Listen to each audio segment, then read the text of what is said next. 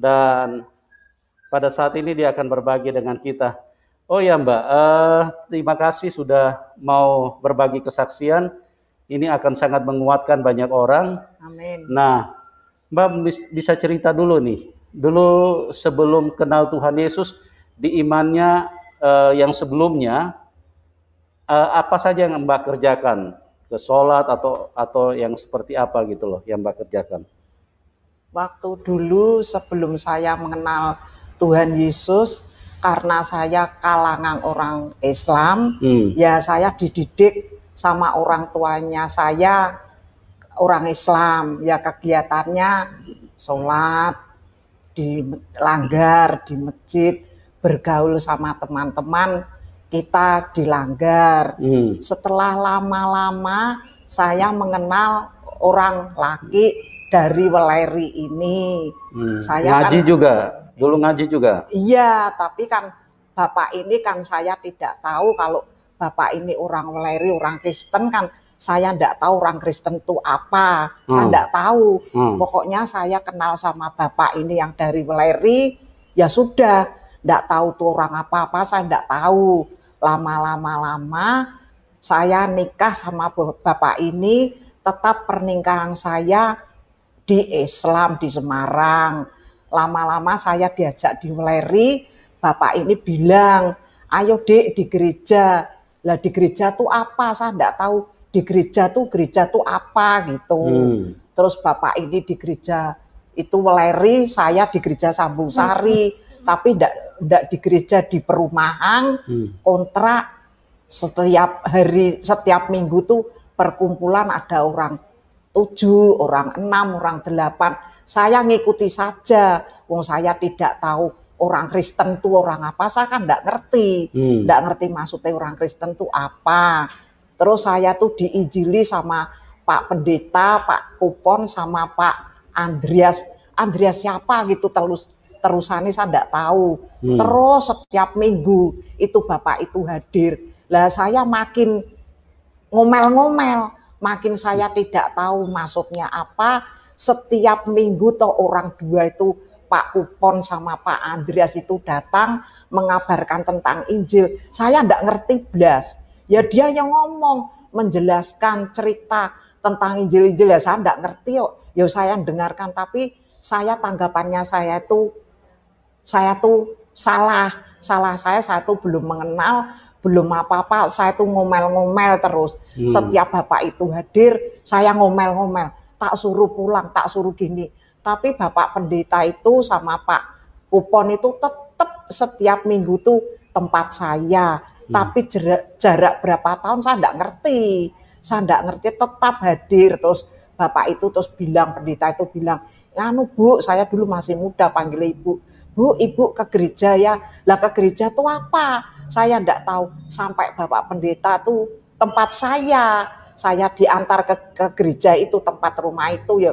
Dari rumah saya tadi tuh sampai ke gereja tuh jalan. Saya didampingi, diiringi gitu. Terus saya ikut saja. Di situ kok tak denger kok orang kok pada keplok-keplok. Bapak itu menjelaskan tentang firman, tapi maksudnya apa saya enggak tahu, tetap saya enggak tahu, enggak ngerti wong. Apalagi maklum saya orang bodoh, walaupun kita tinggal di Semarang kan saya anaknya orang tidak punya, tidak orang kaya tuh enggak, saya orang tidak punya, jadi saya enggak tahu, pendidikan saya saja enggak sekolah. Saya enggak tahu. Terus lama-lama itu Pak Pendeta tuh ya masih sabar saja tempat saya. Enggak apa-apa, Ibu besok minggu hadir lagi ya. Kok suruh hadir tuh selesainya kapan? Mosok Bapak ini kok aku sudah marah-marah, aku sudah ngomel-ngomel kok tetap saja enggak sini. Enggak apa-apa Bu, Ibu itu belum dikuasai dengan Roh Kudus. Ibu itu masih hatinya Ibu itu belum dipanggil oleh Roh Kudus. Ibu itu masih kuasa kegelapan. Lah kuasa kegelapan itu apa? Berarti saya dimasuki setan. Enggak gitu Bu, enggak dimasuki setan tuh enggak. Ibu tetap Ibu, sabar Bu ya. Saya setia mendampingi Ibu. Ibu pokoknya hadir ya di gereja. Lah di gereja tuh cuma gitu. Cuma keplok-keplok nyanyi-nyanyi. Keplok-keplok itu tepuk tangan? Iya, keplok-keplok gini. Lah itu maksudnya apa? Ya pokoknya ibu diikuti saja. Nanti ibu lama-lama sadar hati ibu itu dimemenangkan Roh Kudus. Saya ikutilah, saya didorong sama bapak Bapak kan sudah di gereja, wis dinuti wae, wis melu wedek. Bapak dulu manggil saya kan Dik, dinuti wedek. Lah dinuti wong nek ning gereja kuwi anane nyanyi mbek keplok-keplok kuwi maksudnya apa? Gur nyanyi keplok-keplok ae. Angger minggu kon keplok-keplok nyanyi, satu bilang gitu. Ya wis pokoke anut wae. Mesake Pak Kupon kae wong rene pendak minggu karo Pak Andreas kok sampeyan mbok aja ngomel-ngomel. Lambene sing apik. Lah sing apik piye? Lah bapake aku ngamuk we tetep ijik rene, satu bilang gitu. Bapake masih sini terus. Padahal aku ndak mau. Aku pokoknya meh salat main ning langgar. Wis sampang nek ning gereja ya rono ning gereja dhewe. Aku tak salat ning salat dhewe, satu bilang gitu. Bapak itu yang masih sabar, Pak Tabri itu masih sabar. Aja ngono, Dik. Sing atine sing lembut, Dik. Lembut apa? Aku ya wis ati kok ini kok ijik kon lembut-lembut kaya apa, satu bilang gitu. Wis pokoknya tenang Dik ning gereja. Ya wis memang gereja tuh gitu. Memang kudune nyanyi sama keplok-keplok, bilang gitu. Lah maksudnya apa keplok-keplok? Wis nek tak gerangke percuma, sampai ora ngerti, bilang gitu. Bapak nek tak jelaske ndak tahu kamu artinya, nanti saja kalau kamu sudah dimenangkan Gusti Yesus, sudah Roh Kudus memenangkan kamu baru terasa, kamu baru tahu. Bapak itu bilang gitu. Dulunya saya ndak mau. Pokoknya saya ngamuk-ngamuk terus. Lah itu bapake mendorong saya. Katanya bapake wis dadi siji wae, jadi satu wae, aja ono sing rono, aja ono sing rene, bilangnya gitu. Lah aku tak ikuti terus bapak itu ya. Tapi Pak pendetanya itu Pak Andreas sama Pak Yono tetap di rumah saya. Saya ndak berangkat, saya umpetan saja ditunggui. Bapaknya Pak Tabri, lah ibunya kemana? Nggak tahu tuh Pak, umpetan, saya dicari. Bapak itu setia nungguni saya. Sampai bapaknya setelah saya dimenangke, wah saya tuh ngarah Ibu Tabri itu, wah keras banget wonge. Wah angel banget. Wis kabeh-kabeh ini secara manusia tidak bisa memenangkan ibu ini, semua tuh kuasa dari Tuhan, bilang gitu. Lah saya tak denger gue ngomong ngopo sih, saya bilang gitu. Saya kan enggak tahu, enggak tahu sama sekali. Terus itu sudah nikah sama bapak sudah, jadi, tapi masih belum mengenal Tuhan. Lama-lama tahu itu Pak pendeta ini menangkan satu sampai berapa tahun saya enggak ngerti, saya lupa ya Pak ya. Saya lupa. Lama kok saya tuh tidur malam, kok tidur malam tuh merasa hati saya itu salah sama bapak itu loh, Pak Andreas sama Pak Kupon. Kalau sana tuh kok enggak tak sambut tutur kata saya yang bagus, yang cantik, kok saya setiap hari kok ngomel-ngomel. Setiap bapak hadir tuh saya ngomel-ngomel. Gini gitu, pokoknya saya ngamuk-ngamuk. Nggak mau kalau saya mau diajak gereja. Mau saya ya Pak Tabri biar di gereja, saya biar di langgar. Kata Pak pendetanya ngomong apa waktu itu sama Mbak? Pak pendetanya ya jangan gitu Bu. Kalau bapak sudah ke gereja, ibu ya nanti sebentar, sedikit demi sedikit. Nanti ibu lama-lama menerima Roh Kudus. Ya sabar saja. Tapi tetap bapak itu hadir. Walaupun saya ngomel-ngomel tuh, bapak pendeta tuh setia hadir. Bilangnya gitu. Yang sabar ya Bu ya. Kuasa Tuhan itu enggak spontan menguasai hati ibu. Sedikit demi sedikit, bilangnya gitu. Pernah enggak diusir sama Mbak? Mbak usir pendetanya, pergi aja. Ya saya suruh pergi, suruh apa tuh ya tetap setiap minggu tuh hadir mengunjungi saya, datangi saya. Itu sampai saya, aku megah, ini gereja aku megah. Wong anane keplok-keplok karo nyanyi. Maksudnya apa wi? Keplok-keplok mbek nyanyi, satu bilang gitu. Tapi bapak itu tetap hadir. Tetap saja hadir sama saya bilang sama Pak Kupon tuh, Pak Kupon, kondo karo Pak Andreas, aku ndak mau. Pak Andreas tuh setiap minggu kok tempat rumah saya, bosen aku, saya bilang gitu. Sudah diusir? Iya, aku bilang gitu. Pokoknya saya kata-katanya nggak ada kata-kata bagus gitu loh, elek gitu, kasar itu. Ya tetap, enggak apa-apa Mbak, Bu, enggak apa-apa, Bapak itu enggak apa-apa, Bapak itu mau membuat ibu mengenal Tuhan Yesus. Ibu kan belum mengenal Tuhan Yesus. Lama-lama sedikit demi sedikit ibu tuh hatinya dikuasai Tuhan. Tuhan Yesus kuasa di dalam hati ibu ndak kuasa kegelapan tapi kuasa terang nanti hati ibu gitu. Terus lama-lama saya tuh tahu sampai berapa tahun saya ndak kelingan ya Pak ya. Lama-lama tuh saya tidur tuh kok ada suara apa-apa di atas saya. Terus saya tuh kok merasa hati satu merasa dosa belum sama sekali, hati saya sadar dosa sama Tuhan, saya tidak ngerti. Oh, ada suara dengar di atas. Apa kok manusia kok dosa sama Tuhan tuh kan saya tidak tahu. Lama-lama pikirannya saya tuh dosa sama Pak Pendeta itu setiap hadir kok saya ngomel-ngomel. Kok tidak tahu tak sambut, mari Pak, ini diminum Pak. Tutur kata saya bagus tuh tidak pernah. Nggak dikasih minum. Kok lupa saya. Oh ya, terus. Nggak lupa tuh saya, pokoknya setia saja. Setiap minggu tuh pasti, nggak pernah lowong. Saya sampai bosen. Pak, aku bosen nih sama pendeta itu. Nganu mbok suruh, nggak usah kesini aku bosen. Nggak apa-apa Bu, nggak apa-apa, Bapak itu melayani Ibu. Mau memenangkan hati Ibu, biar hati Ibu dimiliki Tuhan Yesus. Soalnya kan Bapak sudah di gereja, biar satu, ya enggak satu, enggak dua, pokoknya saya mau kelanggar sholat, Bapaknya di gereja situ ya biar saja di gereja situ, enggak apa-apa, Bapaknya di gereja, enggak apa-apa, aku dilanggar enggak apa-apa, pikiran saya gitu.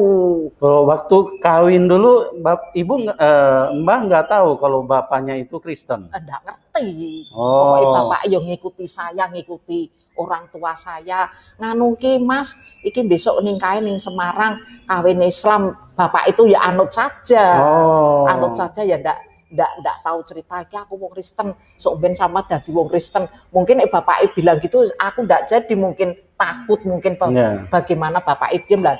Bapak itu tahu-tahu kan aku sudah menikah, dibawa di Weleri itu. Terus Bapak itu kan dikunjungi teman-teman dari Panti Kosta, Pak Pebe, Pak Sapa tuh dulu pendetane, terus diberi kalau bojomu ki kon ning gereja wae. Lah kae dikunjungi sama pendetane Pak Andreas, Pak Kupone malah ngisin-ngisin ke bicarane, anane ngamuk-ngamuk, ndak bagus itu mulute ngamuk. Wis ben ya, tapi pendetane masih setiap minggu situ ya masih. Biar nanti kan bojomu kan sadar, biar hati dikuasai dari Roh Kudus. Memang orang kalau belum mengenal sama sekali Tuhan memang keras gitu, itu anaknya Pak Pendeta tuh bilangnya gitu. Tapi saya tetap ngeyel, enggak tahu tuh firman Tuhan, enggak tahu. Terus dikuasai Roh Kudus apalagi, belas saya tuh enggak tahu. Lama-lama mimpi saya tuh harus minta maaf sama pendeta itu, Pak Andreas sama Pak Kupon. Jur terakhir tempat saya, terus saya bilang, Pak Andreas, saya minta maaf sekali Pak, saya berdosa sama Pak Andreas. Kalau Pak Andreas sini tuh saya kok ngomel-ngomel, hati saya tuh merasa takut sama Pak Andreas. Oh jangan bilang gitu Bu, jangan takut sama saya kan manusia seperti Ibu, banyak dosa. Ibu banyak dosa juga, saya lebih banyak dosa. Semuanya tuh minta maaf sama Gusti Yesus. Lah Gusti Yesus tuh apa Pak? Ya yang dari atas itu. Nanti Ibu tahu sendiri lama-lama lah. Kalau setiap saya hadir tuh di gereja keplok-keplok sama nyanyi, kok ada gambaran, ada salib gitu ya. Terus saya bilang, lah si jenenge Tuhan Yesus kau mana? Satu bilang gitu. Terus dijelaskan sama Pak Andreas, ini Ibu tuh nyembah sama ini, ndak waktu dulu Ibu sama langgar tuh ndak, Ibu tuh pengikut Tuhan Yesus. Sekarang Ibu dimenangke Tuhan Yesus. Hati saya lama-lama mungkin dikuatke Tuhan Yesus, ndak sama laki saya, ndak sama Pak Kupon sama pendeta itu. Lama-lama hati saya mungkin tersentuh ya, sudah dipenuhi dengan kuasa Roh Kudus. Terus saya hadir ke gereja itu. Nek waktu dulu gereja ini belum punya gedung, masih kontrak gitu. Kontrak pakai meja kursi biasa. Lama-lama hati saya sentuh, saya bilang gitu sama Pak Andreas itu, Ibu jangan minta maaf, jangan merasa berdosa sama saya. Saya ini manusia loh Bu, seperti Ibu. Juga saya banyak dosa, bilang gitu Pak Pendeta itu. Ibu minta maaf saja sama Gusti Yesus, Ibu tuh sudah dimenangkan. Puji Tuhan Ibu, puji Tuhan Ibu tuh dimenangkan. Saya lenger-lenger gitu ya, saya tuh cuma apa sih puji Tuhan tuh apa santu itu, tapi saya diem saja, nggak ngomong gini-gini sudah, mungkin mulut saya sudah direm mungkin ya, direm, nggak emosi, nggak ngomel-ngomel gitu ya. Saya diem, saya lenger-lenger gini teman, diem aja. Ya gitu ya Bu ya, Ibu tuh bertobat, sudah dikuasai Roh Kudus. Lama saya ke gereja. Sampai sekarang ini pengalaman saya, kalau saya tidak di gereja seperti orang utang ditagih. Jadi ada waktu, ndak ada waktu, tapi saya tetap ke gereja. Walaupun gerejanya dekat rumah saya suruh cucu saya gonceng ke Undra, suruh nganter ke. Cucu saya juga ke gereja. Nanti kalau cucu saya sudah diantar ke masuk, ya sudah di gereja semua. Nanti pulang ke gereja lah. Di situ di gereja diajarkan Pak Pendeta perpuluhan. Tidak tahu lagi perpuluhan ke opo. Saya tidak tahu perpuluhan ki opo, saya bilang gitu. Terus dijelaskan sama cucu-cucu saya sama Pak Pendeta, perpuluhan itu Mbah, kita memberi kepada Tuhan, tidak kita memberi kepada manusia, tapi kita memberi kepada Tuhan. Setiap bulan misalnya bayi punya gaji segini, diambil saja persepuluhannya, disembahkan oleh Tuhan. Dulu saya masih pelit, kok eman-eman temen, bayaran sasi 1,5 juta kok dikek Tuhan kok 150 satu seket. Lah eman-eman, wah eman-eman yo paling pensiun bayaran 1.500 kok dijupuk 1 seket disembah ke Tuhan. Saya pikir saya lama lagi, wah nek durusi kebutuhan rumah, kebutuhan buat apa, buat ini tidak ada habisnya. Ada saja kebutuhan. Jadi uang dikasih Tuhan segitu tidak cukup, dilebihi dari Tuhan segitu gaji saya tidak cukup, saya berani belajar. Dulu belum dikasih amplop, masih digeletak kayak gini, saya belajar terus saya takon sama cucu saya, lho iki aku wis belajar jenenge persepuluhan kayak gini. Oh iya Mbah, nek Mbah bayaran 1 juta diambil 100.000 disembahke buat gereja, kalau Mbah pangkat gereja tuh dimasukke ke gereja. Cucu saya bilang gitu. Sampai sekarang saya belajar, belum sungguh-sungguh pinter, tapi belajar tentang hal persepuluhan. Kalau saya sih tidak memberi saja, hati saya tuh merasa tidak enak gitu.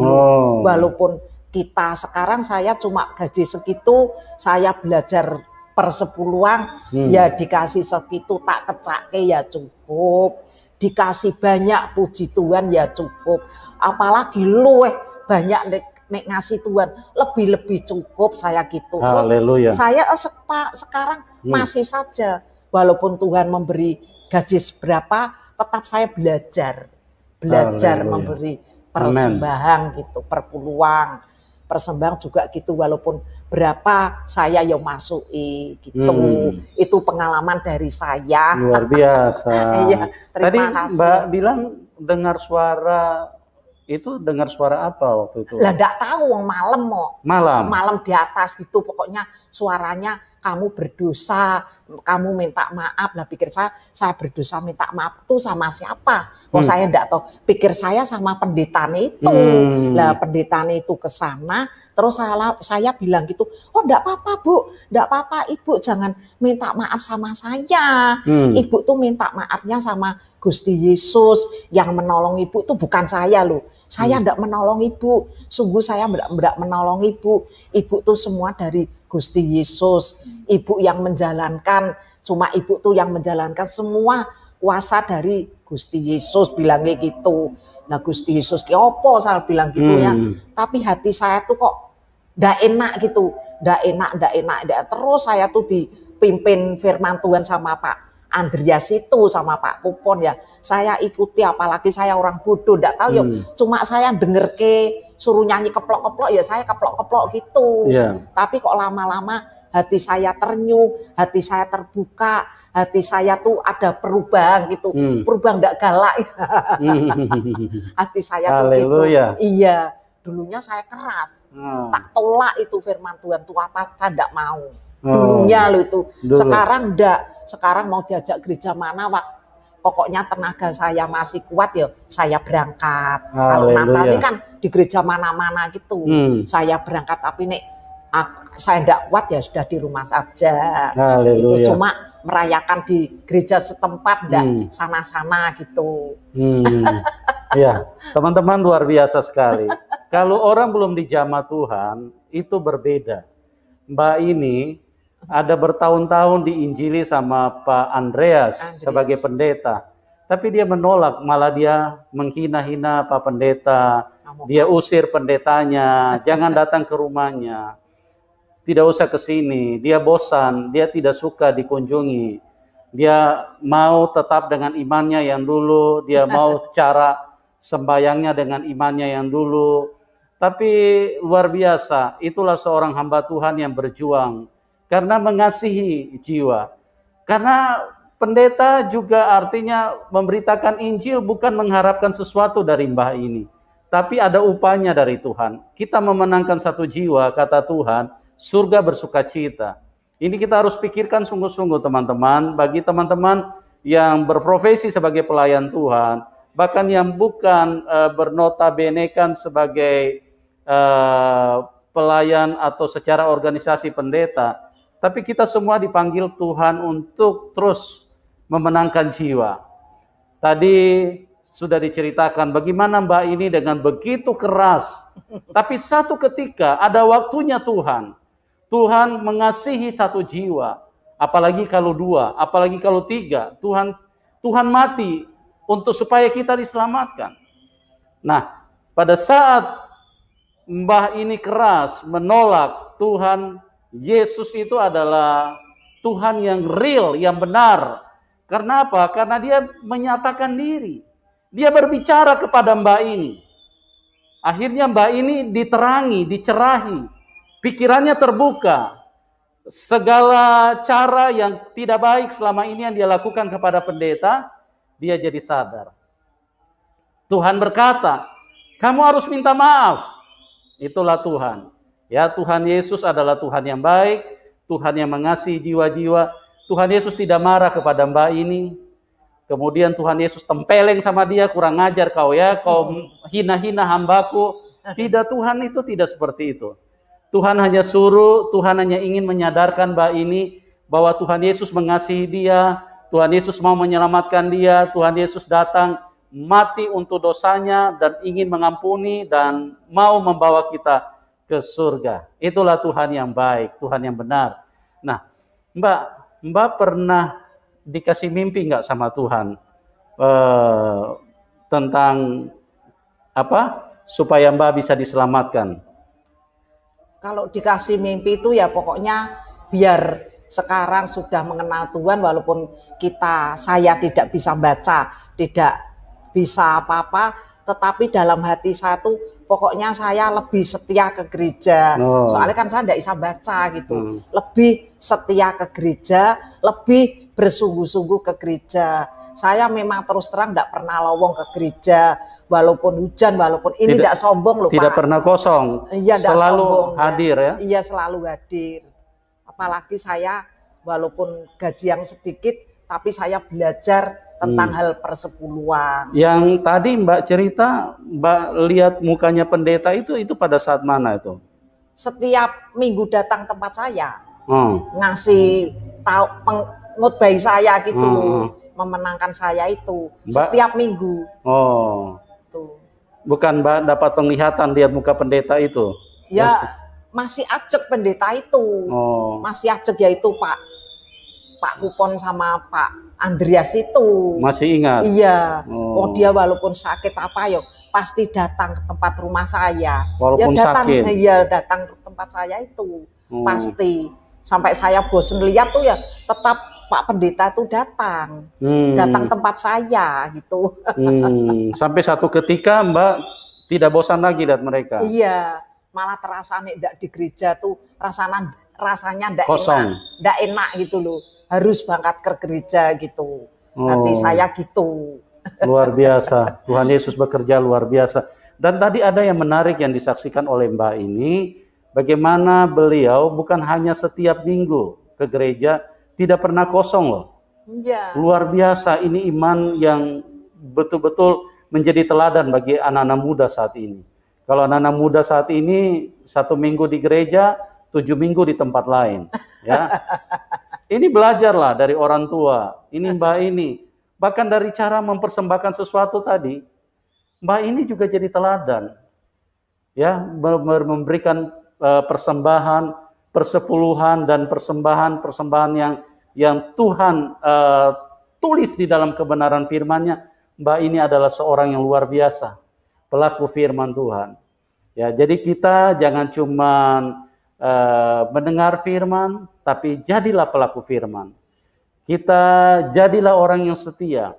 Karena kalau kita setia, maka kita akan susah digoncangkan, kita akan susah beralih atau berkhianat kepada Tuhan atau meninggalkan Tuhan. Dan itu yang perlu kita lakukan di waktu-waktu yang sudah sangat singkat ini, di waktu-waktu yang sudah sangat darurat ini. Ya, setialah kepada Tuhan dan lakukanlah apa yang ditulis Tuhan di dalam firman-Nya. Nah, Mbak,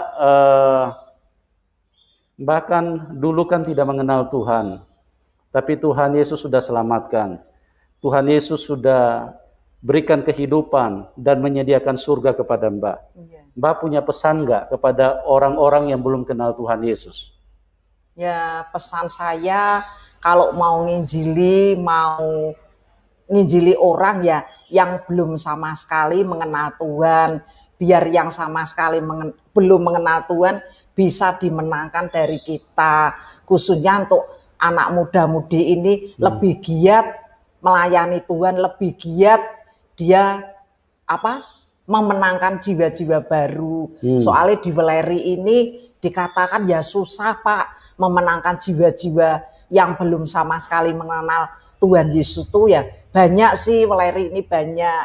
Tapi kan di Weleri ini saya lihat-lihat tuh kok belum ada penginjilan tentang memenangkan jiwa-jiwa gitu. Dari kacamata saya loh Pak, tahu kalau dari pemuda saya enggak tahu. Soalnya kan saya di rumah saja, enggak pernah ke sana-sana, cuma ke gereja pulang sudah. Nanti acara gereja, hari Minggu ke gereja pulang sudah gitu. Ya, haleluya. Itu pesan-pesan dari Mbak ya. Anak-anak muda, ayo dong semangat. Waktunya sangat singkat. Jangan sampai Anda hilang kesempatan. Hidup ini adalah kesempatan. Pergunakan waktu yang ada. Beritakan Injil, menangkan jiwa. Itulah yang menjadi mahkota kita. Kita tidak pulang dengan tangan hampa, tapi kita membawa sesuatu dipersembahkan kepada Tuhan. Yang Tuhan cari adalah jiwa-jiwa. Bukan uangmu yang Tuhan cari. Bukan fisikmu, bukan ketampananmu, bukan kecantikanmu, bukan pekerjaanmu, bukan sekolahmu yang Tuhan cari, bukan dompetmu, tapi yang Tuhan cari adalah supaya kita bisa memenangkan banyak jiwa bagi Tuhan Yesus. Dan Mbak bisa cerita satu saja mujizat yang Mbak alami selama Mbak percaya Tuhan Yesus. Pastikan banyak mujizat. Iya. Ya, satu saja Mbak. Mujizat apa yang Mbak alami? Diceritakan untuk supaya teman-teman bisa dikuatkan. Mujizat apa yang Mbak pernah alami? Saya kalau mujizat itu karang saya tidak bisa menyanyi ya. Nah. Kalau saya ke gereja mendengar lagu-lagu tuh pasti menyentuh hati saya. Hati saya tuh teriris-iris sama mau menjerit nangis. Tapi sayang saya tuh orang bodoh. Nyanyi apa aja ya cuma saya resapi. Kalau di gereja berkumpul bisa nyanyi, bisa melu-melu nyanyi, tapi kalau sudah di rumah tuh hilang. Itu hati saya di situ. Ya pokoknya senang lah kalau di gereja itu, kalau denger lagu-lagu, apalagi lagu-lagu itu yang sekarang itu ya bagus-bagus. Dulu waktu bapaknya Agri itu nyanyi, saya senang. Ya kalau bersama-sama bisa nyanyi, tapi kalau sudah di rumah ndak ada yang nyuntuni nyanyi, ndak bisa nyanyi. Iya. Saya senangnya di situ. Oh, iya. Luar biasa ya. Iya. Banyak sekali mujizat yang Mbak ini alami, cuman salah satunya adalah Mbak mengalami mujizat secara roh ya. Kebanyakan kita mengejar mujizat secara jasmani, kanker disembuhkan, telinga disembuhkan. Itu mujizat-mujizat tingkat rendah. Tapi mujizat yang terbesar di dalam hidup ini adalah hati kita dirubah. Bagaimana Mbak ini setiap kali dengar lagu, ada lawatan Tuhan di situ, ada sentuhan Tuhan. Sehingga Mbak ini bisa begitu menjadi bersuka cita, air matanya seringkali meneteskan karena ada kuasa Tuhan. Itulah mujizat yang paling tinggi di dalam hidup manusia, adalah Tuhan menyatakan dirinya dan manusia roh kita diperbaharui, disembuhkan, diberkati. Luar biasa sekali. Terima kasih Mbak atas kesaksiannya, luar biasa. Kami doakan Mbak tetap semangat, tetap menyala-nyala, walaupun usia sudah kepala 7, ya, masih kayak anak umur 17. Ya enggak, ya. Tua. Oh, semangatnya bukan umurnya, ya, semangatnya loh, memberitakan Injil, luar biasa ya. Itulah Tuhan Yesus. Sekali lagi saya katakan, Dia Tuhan yang mengasihi setiap manusia. Mbak Inis berkata tadi, dia orang secara status sosial, dia bukan orang berpendidikan. Tapi Tuhan sayang. Tuhan merangkul semua lapisan. Mau sekolah ke, mau SD, SMP, tidak sekolah ke. Tuhan sayang semuanya. Ya, mau dompet tebal, dompet tipis, dompet kosong, dompet robek. Tuhan sayang semua. Oleh sebab itu, carilah Tuhan yang benar, berjumpalah dengan Tuhan yang benar, dan alami kasih-Nya. Oke? Doa kami buat semua teman-teman yang ada di dalam link ini, Tuhan Yesus mengasihi Anda semua. Amin. Tuhan Yesus memberkati kita semua. Amin. Dan kita akan berjumpa di program selanjutnya, dan salam kemenangan buat kita semua. Amin. Amin.